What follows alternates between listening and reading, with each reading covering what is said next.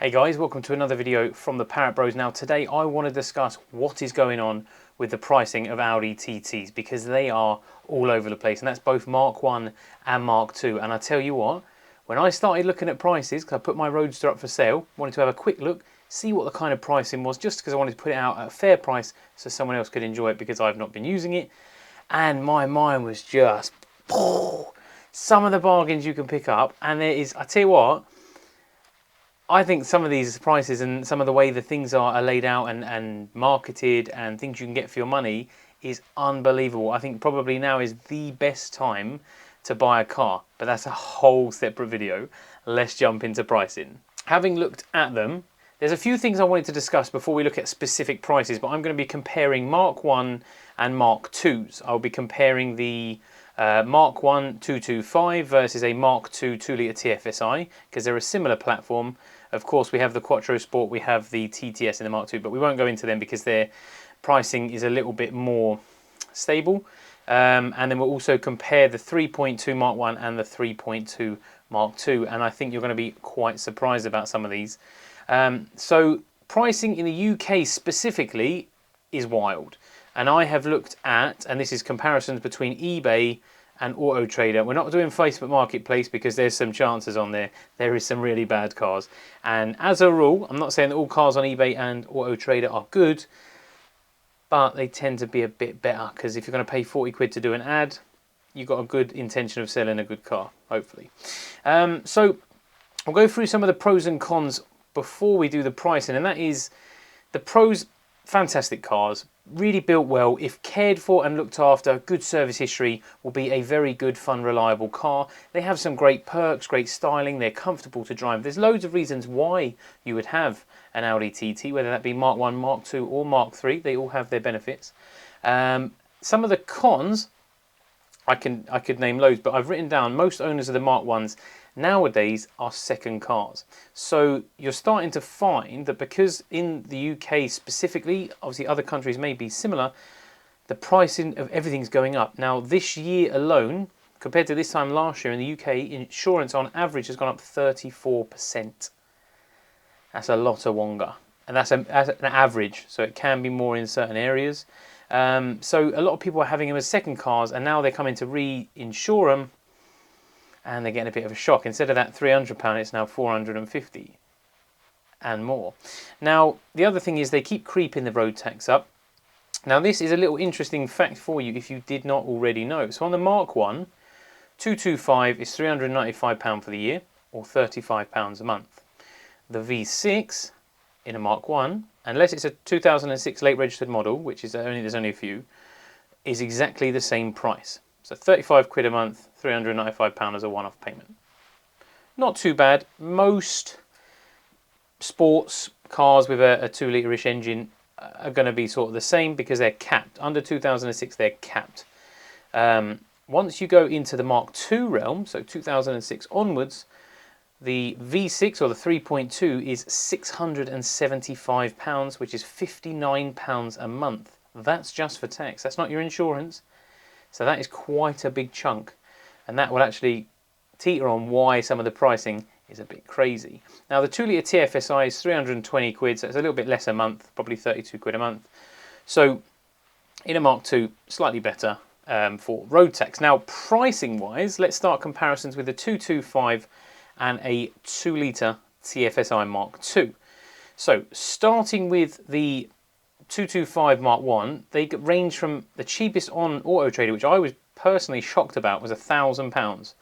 And that's with sort of 140, 150,000 miles. And that's going to be, it's going to have some dodgy paintwork, probably some rust, probably some sketchy service history. But you can buy a car with MOT. All of these have got MOT and ready to drive. No fixer-uppers. Started at £1,000. Like I said, probably won't be a great car. The cheapest Mark II I could find was 2,500 with 135,000 miles on. So a little bit more expensive, but you'd expect that because it's 6 to 10 years newer, depending on what year they are. The high end of the 225s, they sort of are capped between sort of 6,000 and 8,000, and that's with a mileage of, the one I found was 45,000 miles. Very original, unmolested. and what I class as sort of a future classic. You're buying it because it's really low mileage and you're going to probably aim to keep it low, because you wouldn't spend all that money on a Mark 1 just to buy a low miler to then go and put loads of miles on it and make it average. I don't think, personally anyway. The Mark II, of course, the range is a lot wider because they go up to about, I looked up to about 2014, which is when they changed shape, 2015, and you could buy one with 20,000 miles on for £12,000. So the spectrum is quite large. However, good quality Mark 1s are only about £1,500 to £2,000 now. For some reason, and the same with the 3.2s, is they've just dropped. And like I said, it's probably because of, in the UK, the way the economy is at the moment, everything's going up. Gas, electric, your utilities, your insurances, the cost of food, the cost of building works, everything's going up, but wages seem to be very slow in following this. And we're going into a bit of a recession. And I think that's hitting second cars, sports cars, things that aren't getting particularly high miles per gallon, and they're just slowly creeping back, and the pricing is coming right down. So if you want to buy one, I'd certainly start having a look around, because there are some really, really good deals to get. Now, moving on to the 3.2s, this is where it gets a little bit interesting. So, like I said, sort of 2000 to 2001 maybe for V6s, the 3.2s for a Mark 1, to 2006, and then 2006 to 2012 I think they made it for.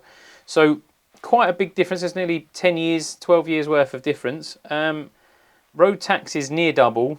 Well, I say near, it's 35 quid a month, or nearly 60 quid, pound off of 60 quid. So quite a big bit of tax difference.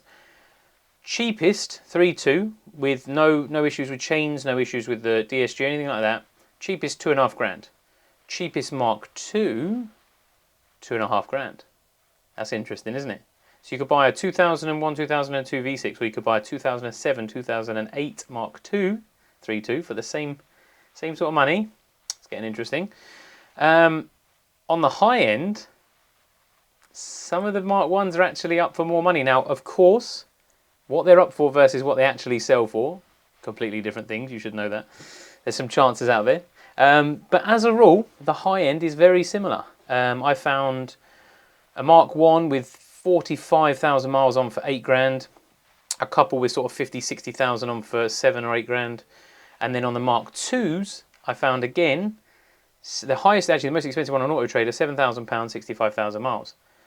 Because you're buying a Mark II TT, which is of the same engine, it's an early engine, so it could still suffer with the chains, could still suffer with the mechatronics and the DSG.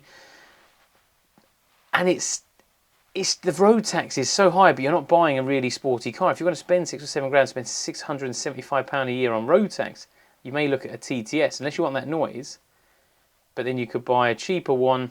So it is very, how to explain, it's mad, considering they're basically the same car, but obviously one's a lot more modern, probably a little bit nicer to drive if you're going to do a lot of mileage. The sound is the same, arguably. The drive is probably very similar. It just depends whether you want a slightly newer car. So you can get a lot more car for your money. You buy a lot more modern car, 2008, 2009, maybe, for sort of 3 grand.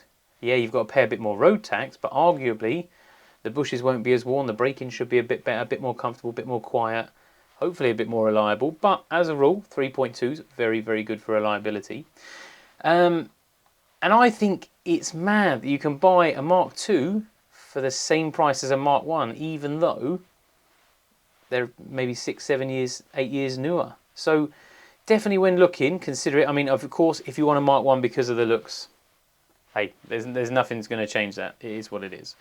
But it's mad to think that the Mark 1s and the Mark 2s are the same money. Now, it's got to be, I think the Mark 2s are lower because the miles per gallon is crap on all of them. But if you're going to go and buy a newer car, maybe you think, oh, something a bit sporty but a bit more efficient, the TTS will get far better mileage and it'll be quicker.